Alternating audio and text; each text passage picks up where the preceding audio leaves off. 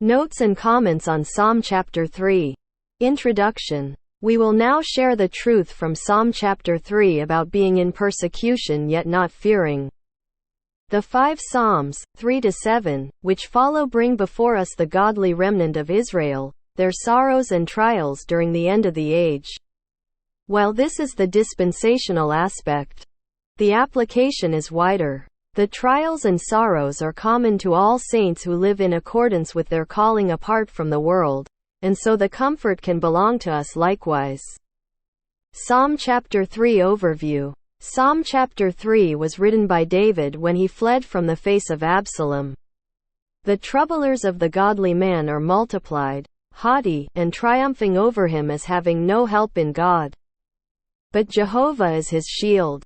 He lies down in peace, and by faith sees his enemies smitten and their power destroyed. Salvation belongs to Jehovah, and his blessing is upon his people.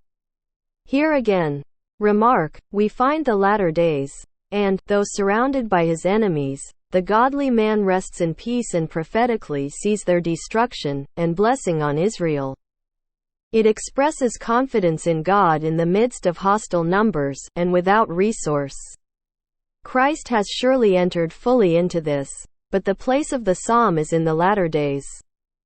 After proof of the non-accomplishment of Psalm chapter 2, at his first presenting himself as Messiah to Israel. Synopsis of the Bible, J. N. Darby. Saints in persecution. Jehovah, how many are they that trouble me? Many they that rise up against me.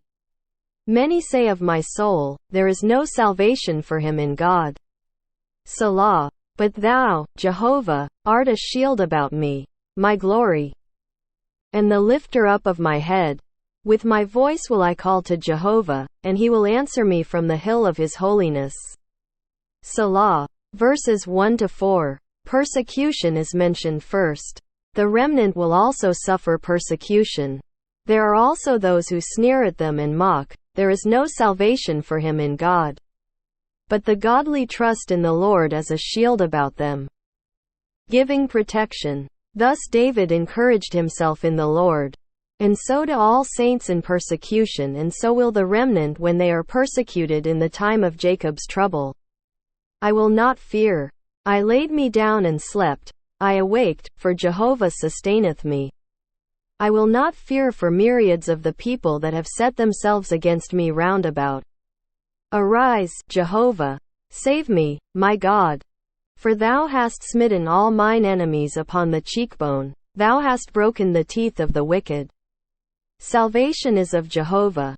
Thy blessing is upon thy people. Selah. Verses 5-8. The simple faith produces peace and quietness. He has slept in peace even if myriads of people should set themselves around him. He cries to Jehovah to arise and to save. Then faith looks back and remembers that God hath smitten the enemies in the past, and broken the teeth of the ungodly. He acknowledged that salvation belongeth to the Lord. It is of him, and that his blessing rests upon his people who trust in him. Do we have trials and sorrows? Let's trust our Lord this way.